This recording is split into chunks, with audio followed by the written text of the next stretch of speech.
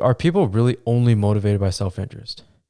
Now, if some guy came in this room and said, okay, I'm either shoot you or I'm going to shoot Lohith. And it was your decision on what to choose. Yeah, I'd say shoot me. Right.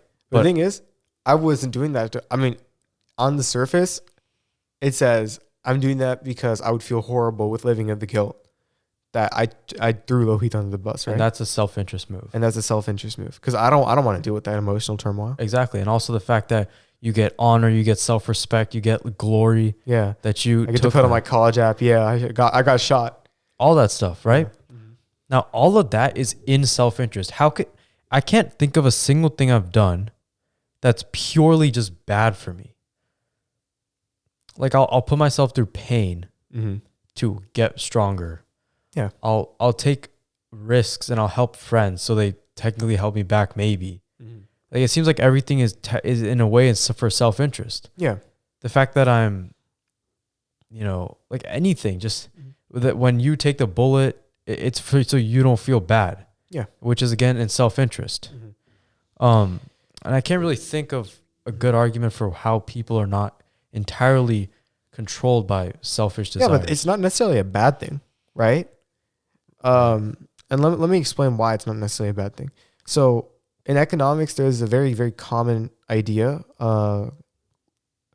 Jesse always makes fun of me for pronouncing this wrong. Laissez-faire? Laissez-faire. Laissez-faire, yeah. I can't pronounce it, but I know how to spell it, and that's what matters.